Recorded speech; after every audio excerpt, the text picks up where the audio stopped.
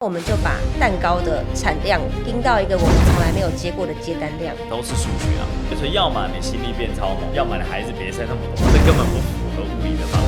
那个接单量的营收跟马卡龙如果是相同营业额的话，蛋糕会把我们全部的人都榨干。它就是通过损益条一个一个算出来的，只要这一些成本跟费用全部被减完，你现在有尽力，那你可以把这件事情做完，永远无法处理你面前的事情。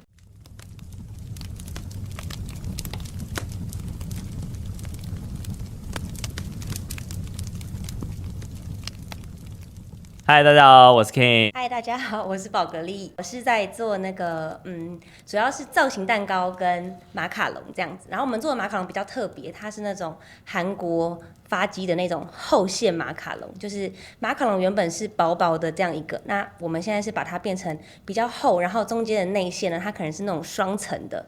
然后在每一颗内馅的中间，它可能会有流心或是各种不同的层次，所以一颗马卡龙变得一个很像一个小糕点的感觉，所以它让马卡龙的世界变得更有趣。你只有一间店吗？我只有一间店，为什么不开其他分店？因为我还没有准备好。什么时候会准备好？等我跟你聊完这一期之后，你要不要少来？看到我会。你现在遇到的问题是什么？我现在遇到的问题其实是。我觉得我好像一直没有办法去看到我到底想要一个什么样的画面。那我发现我好像在这一块我找不到。但是 OK， 那这个世界上少了你会少了什么？目前我觉得应该少了一点欢笑。OK， 所以你的存在对于这个世界增添欢笑有帮助？我觉得有。好，那这跟你品牌愿景相连吗？我觉得有点相连。就是说，当我看到你产品时，其实你尽可能想要带给我欢乐的感觉。对。OK，good， 所以我们找到第一个东西了。再来呢？少了你还会少了什么？少了我应该……没关系，我们不要让它是应该，你就告诉我你想到什么，那就是什么。好，我觉得少了我 ，Yes， 好像会少了一个希望的感觉。OK， 希望，所以我们有欢乐跟希望了，再给我一个就好了。你不要给我一个官方的答案，这样太官方了，是不是？给我一个，好，抱歉。给我一个很好，我觉得少了深的正义感。少了一个正义感，少了正义感。那比如说我们刚刚说的欢乐、希望 and 正义感，这三个东西你怎么体现在你产品里面的？你要把那句话这样说，就是我们赋予了所有在你们世界中看起来一文不值的东西新的生命意义，因此它替客人带来了希望。那句话是要这样讲。所以我们现在看到两个东西了，就是呢，在你打磨这个产品的过程中，你赋予它的希望，是你改变了人们看这个事情的眼光，因此我们看到了希望。所以我吃你甜点时，我也会觉得我被重生了。的原因是因为你的产品给我这个意义。好 ，OK， 最后一个正义感怎么来？正义感的话，我觉得是坦诚，不欺骗。OK， 然后公平。对，公平。OK，尊重。OK，然后如果可以的话，在我有能力的时候可以发声。OK， 对 ，Good， 好，我们抱持的这个眼光回头来看产品设计，如果你的正义感跟原料的溯源连在一起，那我会在你产品上面看到正义感。所以现在产品上面比较少正义感，因为那个正义感躲在产品后面了，你把它建立在人的文化里，但是不在产品里面。所以我会很需要你的产品告诉我，它里面其实是经过某种溯源，某种奶油你是不会用的，某种什么挖沟你没有想要用，然后某种压榨农民的水果材料是你不会拿的，也因此我们的成本会比一般或者其他人的蛋糕店多，是因为我们的产品里面保持着一个对世界的公平、坦诚、正义感，我想维持我们的产品在一定的 quality。这时候你把品牌故事讲完了。你讲完品牌故事，我被你影响了嘛？我收到你的产品时，我也会有对这个产品人如其名，真的是我买到宝格丽的东西了。那你现在在里面少了两个东西，并不明显的，只有欢乐。但是所有蛋糕的性质对冲的情绪都是欢乐，所以如果你营收要变得更大的话，你不能只对冲欢乐，而且你刚带来的希望以及正义感，这在蛋糕里面很少见，非常少见。因为所有人的卖的都是欢乐嘛，可口可乐卖的是欢乐，他不会卖给你希望，可口可乐从来不卖给你希望，对，所以他们会做很多其他的情绪。一旦你把你刚刚我们讲的那个希望跟正义感叠进去，你就能够处理产品的问题。来，我们聊点务实的问题，就是你现在的营收矩阵，我看了一下你给我的资料，里面有蛋糕跟马卡龙嘛？对。那当我跟我的朋友介绍你的品牌时，我要称呼你为蛋糕店还是马卡龙店？好，我再把这个问题反着问一次。好，人们会去蛋糕店买马卡龙，会。但是为什么人们要去马卡龙店买蛋糕？就事实来看，好像真的就比较少。当我们马卡龙出来之后，蛋糕的询问度下降非常多。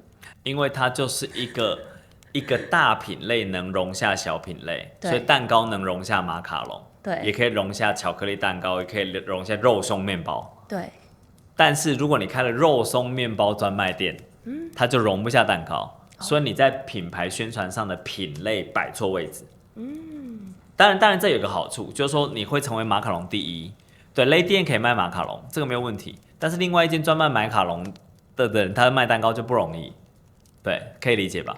所以要么你在营收矩阵里面专攻马卡龙，要么你在马卡龙赛道里面，我很喜欢你刚刚说的那个词，其实你不只把马卡龙变成马卡龙，你把它变成一小份蛋糕。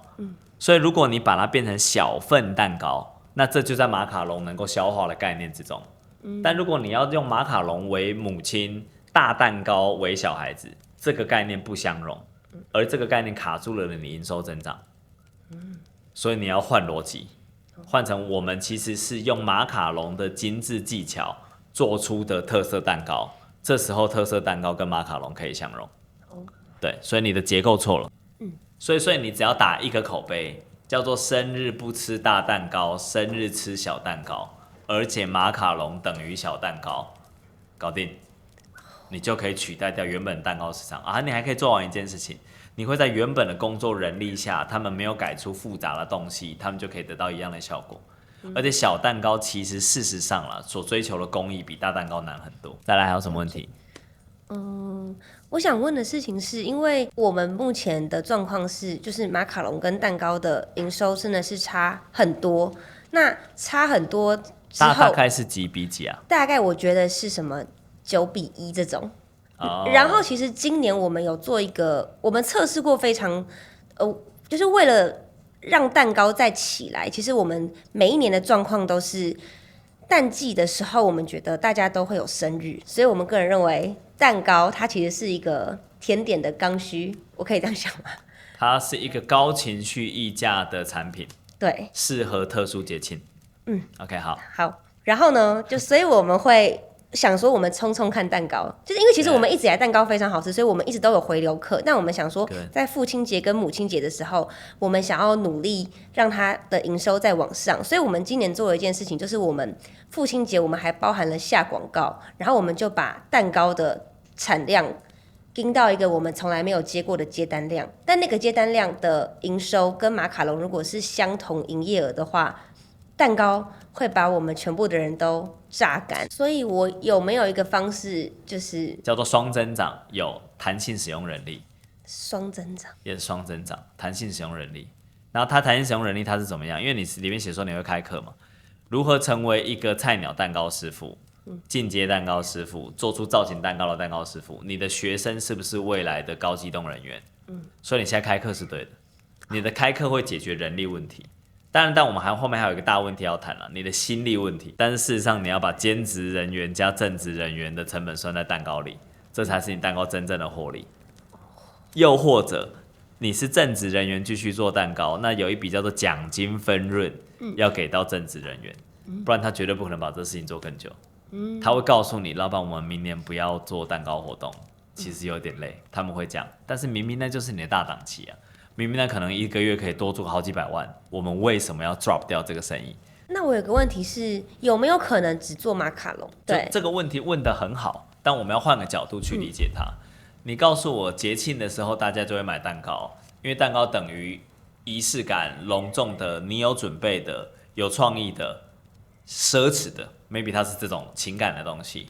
如果你的马卡龙能够取代掉相同的情感，那为什么生日不能吃马卡龙？对，这个是核心观念嘛。所以我刚刚是不是说，如果你把马卡龙变成小蛋糕的概念，它就走了通。所以你真正要解决的问题是马卡龙如何变成小蛋糕。只要你能克服这件事情，然后把他们概念换成马卡龙就是小蛋糕，生日就吃小蛋糕，你就搞定。然后这个洗脑故事在中国之前一个品牌叫脑白金，他就打了一句话：过年送礼只送脑白金，所以所有人脑白金就是吃这种补脑药了。然后呢，你他妈失智症啊，干嘛有的没的，老人痴呆可能，或者是你希望别人变聪明，你都可以买脑白金。他们就打这个口号，那个东西让这整个企业起死回生。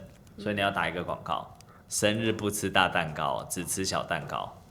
你只要打完这个广告，然后你要讲下来意义嘛，你省钱，你不用吃入过多的热量，你每一份你没吃完之后，其他你没吃的可以被保存下来，这都是蛋糕的短板。对，因为蛋糕有一个奢侈的属性。对，所以一旦你把奢侈属性转换成省钱、环保、低热量、高造型、保鲜度这些概念，人们就会去买。所以你只要做一个工程改造，你大概可能营收会多个2-3倍吧。可是这样会有面临到说我们要去教育消费者，为什么他们生日要吃马卡龙这个问题？不是他们没有生日要吃马卡龙，他们生日在吃小蛋糕。Yes，把它转换成小蛋糕的概念就好了。这个是关键，这个是关键。好，那我们怎么转化？现在重点是这个话术怎么落地嘛？每一天你的店员都要开始告诉客人，我们是用做精致蛋糕的技巧在做马卡龙，所以你几乎可以想象我们的马卡龙就是一个小蛋糕。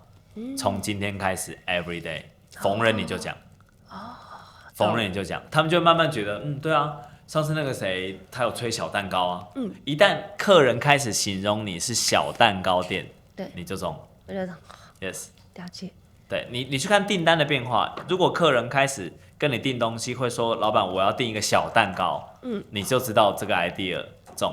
大量讲就好了，你自媒体可以啊，你不是自媒体弄得还行吗？你顶多在工序上面你做一些新的加工就好了啦。但是你们马卡龙已经足够复杂了，已经足够复杂了。对，我有在想过说，如果说要开课程之前，是不是应该要先做快闪？的原因是因为，如果你要做快闪之前，我会希望你更有自信。更有自信。好，每一次我跟你聊天，我都觉得你的创意是非常蓬勃的。只是你不太确定哪些创意会 work， 哪些创意不太 work。那我现在可以告诉你，你每个创意都很 work。但差别是，你如果要看到那个孩子长大的过程，你要有足够的心力，能够陪每一个你的创意孩子长大嘛？对。但你心力不够，然后你创意很多，是不是被迫有一些小孩长不大？对，所以要么你心力变超猛，要么你孩子别生那么多。对，所以你这是一个很基本的2选1问题啊。你不能告诉我说你心力没变大的情况下，你孩子变更多。对，这根本不符合物理的法则嘛。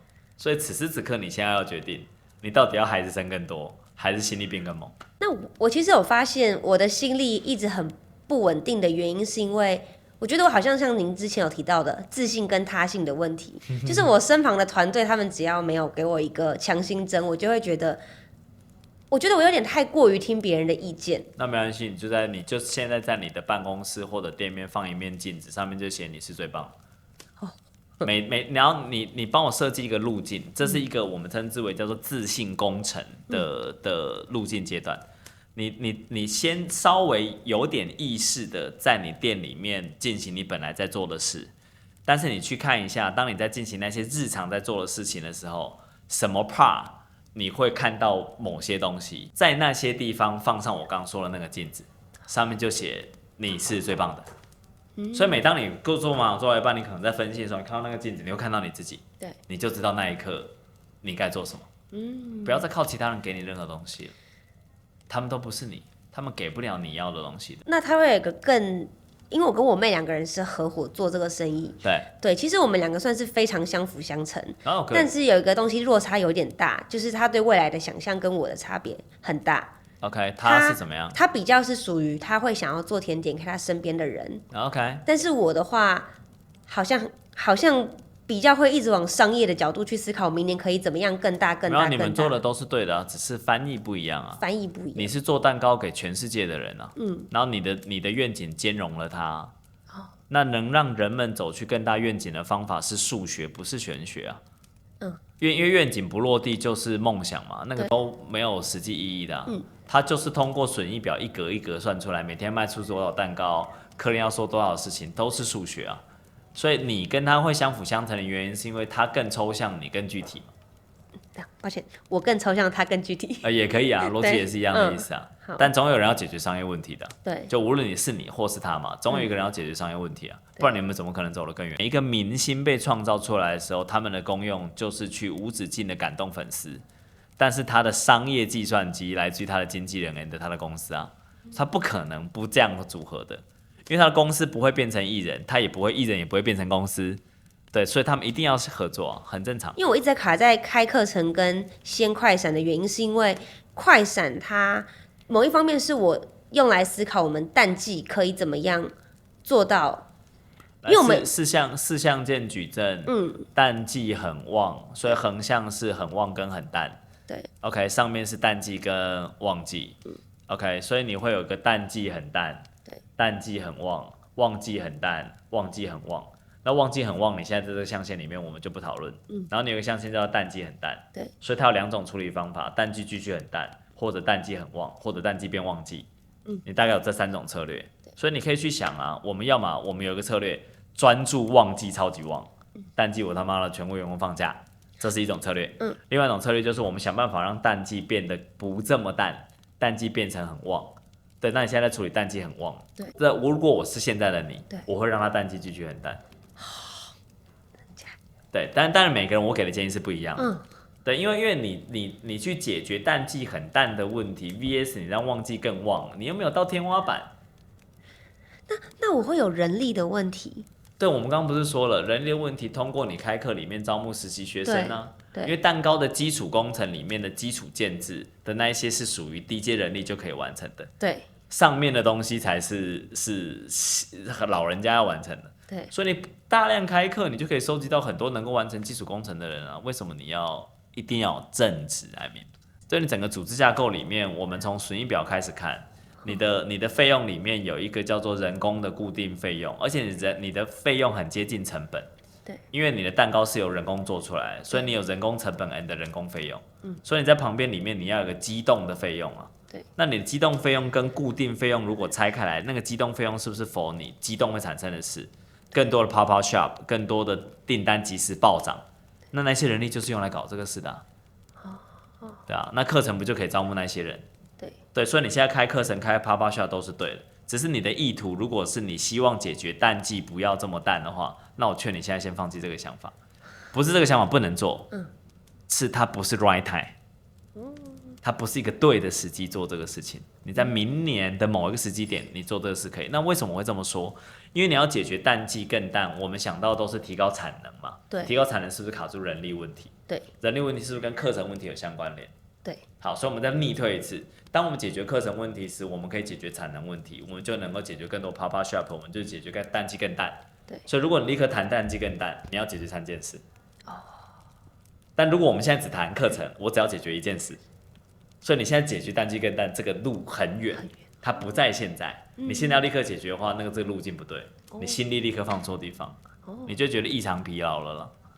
对啊，不要干这个事，你心力很少，你心力很少，不要做一件这样的事，你的心力就这样。好，所以我只能逼你要做 level 1，你的 level 1就是我们要先开课，level 2招募更多人是机动员工，level 3 pop-up shop and 解决淡季更淡，不要这样，这个是属于心力这么多的人在做的事，你在这里 ，OK 好，来，我跟你问最后一个问题。我想问，就是那些他们可以去世界各地做快闪的，他们是在前期他们做了哪些努力，他们最后可以开始这样？因为我有观察到一个在澳洲的，我们做一些商业拆解。好，当它落地时，它的知名度跟非知名度会影响人流。对，所以要么它当地已经很知名，要么它的提前宣传很充足。所以第一点，它的行销看起来做的还可以。第二件事情，它的体验肯定带来精致感。所以人们要去买它的体验，即便我不认识你。所以如果你体验不精致，你宣传就要很大；如果你体验很精致，落地是不是会吸引人流？所以它体验很精致，这是第二个。第三个，它的 supply chain 在异地能够支援它。因为你在台湾能够获得奶油跟鲜食，一旦你移动到日本、移动到新加坡、美国、欧洲，你能够处理的食材会完全不一样。所以你立刻要有新的 supply chain， 以防你出任何问题。最后才是地缘关系、政治关系、干嘛关系。所以你没有这4层的关系，你要在异地开店基本不可能，不用想，特别是食材。对，那我们逆向工程一次。如果我要在异地能够开店，我的选址、我的相关的地缘关系是否已经准备好了？我的食材能不能先经过实验，我能够还原出差不多的口味？我的体验设计是否已经是精致的 ？and 我的异地宣传，我该到谁？这4件事情解决完，你爱去哪开去哪开啊！你一定要记得逆向工程，你不要顺向工程，因为你现在思维里的卡点都是你在顺向工程。我所谓的顺向工程是这个事情可以发生啊，但它为什么还没发生？对，所以你要逆向工程。如果我要让这个马卡龙出现，对，我逆向如何逆向它？因为你现在顺向就是说，对啊，我先这个饼皮旁边那个挤好，每个挤好之后，这2边都挤好 ，A 面挤好 ，B 面挤好，草莓放进来 ，A、B 面夹起来，这是顺向工程。我要逆向工程 ，A 拆开来 ，B 拆开来，草莓拔掉，你要逆向它，你才能解决问题。你做太多顺向的事了，所以这个工序会一直提醒你，你只要想出来你就做得到。对，这个工序在暗示你有能力做顺向工程。但你要把大事做好，你不能做顺向工程，你要做逆向工程。为什么逆向工程这么重要？这会帮助你在一个陌生的体验中获得新鲜的角度。就像你刚刚跟我们讲那个，很多人在异地开店，他怎么办得到？对，你逆向他一次你就知道了。你顺向你解不开的啦，顺向你立刻会解决他为什么可以开，为什么他会有人流，你又解决不了，你要逆向回来啊。那我想问，就是如果说我这样逆向推回来之后，然后我发现东西能不能够冷藏这件事情是个问题，不是，那就代表说你台湾制作运过去，逻辑错了，要当地制作。当地制作，你不当地制作，你不可能把东西弄出来。当然，我讲的是横跨美洲这种大幅度的地方。如果你真的是什么上海，还有可能，但我觉得也不要这样想这个事。对啊，你要主打所有以餐饮体系的东西都要主打当地食材了，对，因为它是一个跟当地区域人的很深刻的连接嘛，对啊，或者说你东西真的很猛，你可以说这是什么晋江牛，那才是有别的意义嘛。好，对啊，最后一个问题就是说，我要怎么在我的，因为我之前有听你提过说，如果我看不到我的物的终端是什么东西的话，那就是看我有没有要继续往那个地方走，要么就不要。Yes。对，那不然就会很焦虑嘛。对啊。那我要怎么样，在我可能未来有一些想象的情况下，然后因为比如说像是我们逆向工程，逆向工程，未来想去哪嘛？讲一个你最近的、最近距离你想去的目标，商业目标好了。最近距离我想去的商业目标就是先在台湾的可能北中南有一些快闪店的这个模式。原因是我想打出我们品牌的知名度，而不是单纯只是一家网络上面的工作室的感觉。Good， 那来逆向工程一次。逆向工程就是北中南嘛，我们先解决中部就好了。好，中部 Papa Shop 怎么开出来？中部 Papa Shop， 我们想象它已经被开出来了，因为我们要逆向嘛。对，逆向它已经被开出来了。对 ，OK， 所以我们要解决什么问题？我们要解决的问题就是。我的现在的地方，它应该会是属于一个中央工厂，然后它会提供这些已经制作好的东西寄到台中去。OK， 所以食材运输是一个问题，对，是个问题。再来，然后人力的问题，工读生、正职人员可能要派一个过去。还有什么？然后还有，我需要能够帮我设计出来一个 Papa Shop 它应该要长的样子的人。店铺展示。再来就是我需要靠我的短影音去宣传我们到台中做这件事情了。OK， 再给我一个就好了。虽然还少了什么，但是再给我一个就好。还少了一个什么？哦，再来我可能要去思考我在众多甜点烘焙业的 Papa Shop 我要怎么样突出， okay， 就是不是单纯只在卖品类。好 ，OK， 对。那这5件事情，哪一件事情你不会？哪件事情我不会？对。设计那个摊位跟比较成熟的情绪体验价值的这个流程， OK，那如果你要花时间准备一件事的话，那5件事情你会花最多时间准备哪一件事？我通常会花最多时间在用短影音曝光这件事情。哦，因为你很担心没有人流。对好，那谁去照顾？因为你刚刚有讲一个场地设计你不熟悉嘛，对，那谁去照顾场地设计？场地设计，我觉得我可能要去寻找一个可能了解怎么样才是一个可能够酷、够可爱、够好看的一个设计团队，然后它包含可以有这个的公班的一群人。OK，当我们用的那个设计团队时，你做的这5件事是不是都会匹配成本跟费用？对，所以只要这一些成本跟费用全部被减完，你现在有尽力了，你是不是就可以知道你要找什么等级的设计团队？对，那你已经把这件事情做完了，为什么这间店开不出来？